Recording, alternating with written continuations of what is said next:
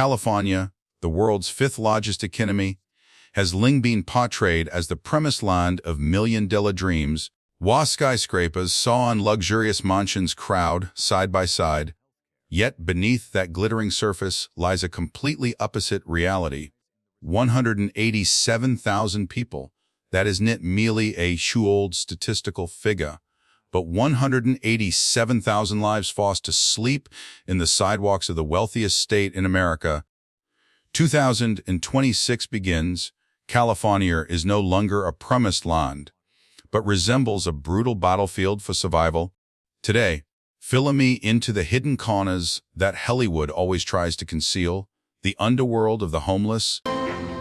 When people mention homelessness, most of us immediately think of torn tents, sleeping bags, and freezing sidewalks. But that is only the tip of the iceberg.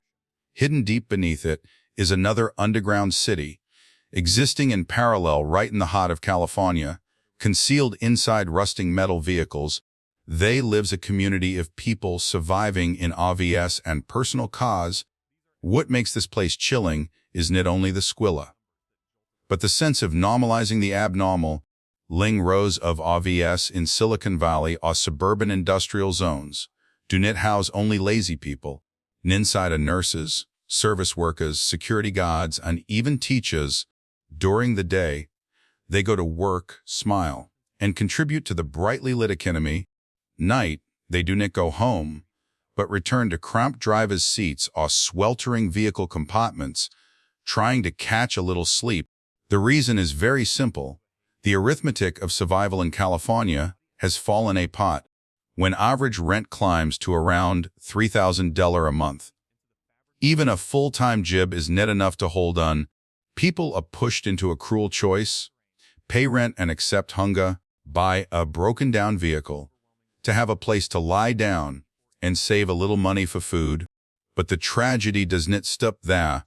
Even this last mobile home is being tightened out of reach.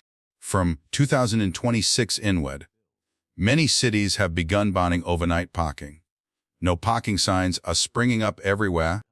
The sound of police nicking in the door at midnight has become a constant nightmare. Just one overdue ticket or one towing order is enough to erase their entire life, pushing them from the driver's seat straight into the freezing concrete. The line between a person who still has a job and a homeless person with nothing has never been so fragile.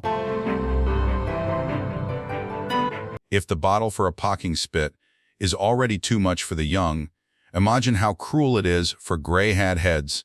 California, a silent wave of tragedy is rising, not a wave of crime or addiction, but a gray wave.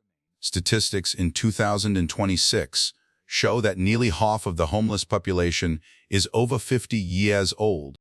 They are not people avoiding work, but are largely members of the baby boomer generation, people who devoted their whole lives, worked hard, paid the taxes in full, and built the very prosperity of this state.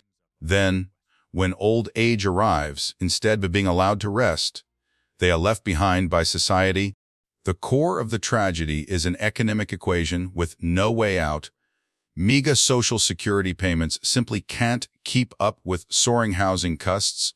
Just one small shick, a spouse suddenly passing away, a serious illness draining all savings, or a landlord raising the rent, is enough to push them out of the familiar roof over their heads.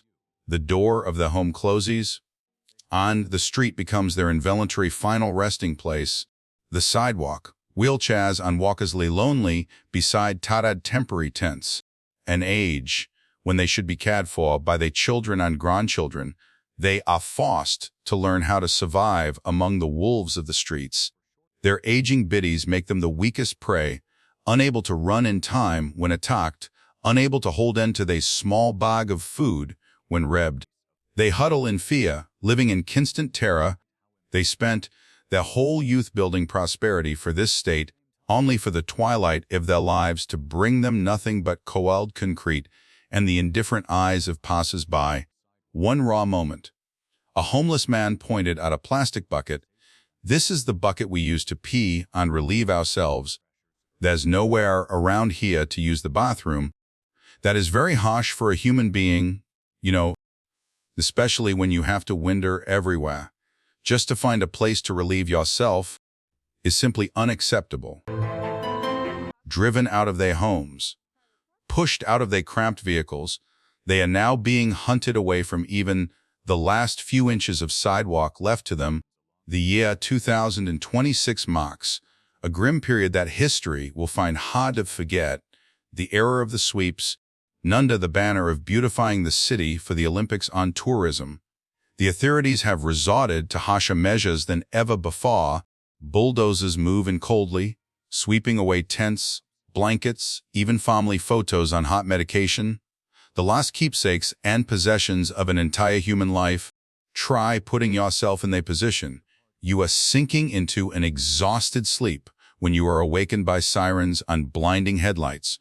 Have exactly 10 minutes to stuff your whole life into a plastic bag. You are too slow. Everything will be crushed in a garbage truck. Groups of people are pushed from parks to riverbanks, from riverbanks to ravines, and then driven again toward nowhere. In particular, is a vicious cycle of flight. With no stopping point, the very state considered one of the freest in America. Poverty is being treated like a crime. That scene of case, the word of good in the Bible echoes painfully. Fixes have holes, and birds of the air have nests. But the Son of Man has nowhere to lay his head. That verse speaks not only of sacrifice, but also reflects exactly the suffering of tens of thousands of people out there. Even wild animals have places to shelter. Yet human beings, our own brothers and sisters, are stripped of the most basic right, the right to rest their heads in peace. When we look into their hollow eyes, have we forgotten that within them are still souls longing for a place of refuge?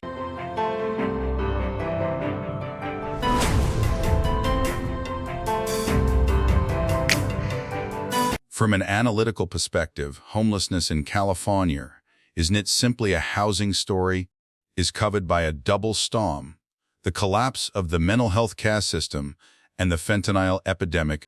Hotspots such as the Tenderloin in San Francisco or Skid Row in Los Angeles. Field reporters have captured unbelievable images: homeless people standing motionless like statues, bent over in distorted postures, or panicking in broad daylight. That is the direct consequence of fentanyl, a cheap synthetic drug roughly 50 times stronger than heroin. However, there is one misunderstanding that needs to be corrected. Addiction is not always the original cause of homelessness. Many sociological reports show that it is the harshness of street life itself that drives people to drugs when they must endure bone-deep cold, untreated illness, and lingering psychological trauma. They turn to drugs as the only painkiller they can afford, costing just a few dollars. Terms of policy. California voters passed proposition when to restructure the mental health system. Billions of dollars have been poured in, but the number of treatment beds and compulsory care facilities remains severely inadequate. The healthcare system seems to have fallen into paralysis. Hospitals can only provide short-term emergency care, then are forced to discharge patients back into the sidewalk before they have recovered. Thus, a revolving door is created, from sidewalk to hospital, from hospital back to sidewalk, repeating over and over until death ends the cycle. If the root causes of mental illness and addiction are not addressed, every campaign to clear encampments or build temporary shelters is like putting a bandage in a deep wound, nowhere near enough to heal society.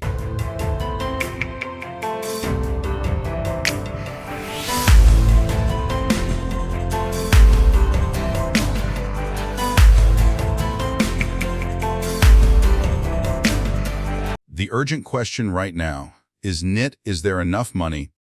But where is the money going? California is facing a paradox that is giving public management experts a headache. Just 5 years. The state has spent more than $24 billion to address the homelessness crisis. Yet, the number of people living in the streets has not declined. Many places, it has even increased. This inefficiency stems from layers upon layers of bureaucracy and construction costs, spiraling out of control. Many independent audit reports show that in Los Angeles, San Francisco, and other major cities, the cost of building one unit in a supportive housing project can reach $800,000, more expensive than many high-end commercial apartments. Delays in permitting, overlapping zoning regulations, and waves of local opposition from residents NIMBY in my backyard have turned humanitarian projects into slow-burning money furnaces. Meanwhile, while the administrative machinery keeps struggling through years of paperwork, each night more people are pushed into the streets, at a speed far exceeding the number of homes being built. Taxpayers' patience is wearing thin.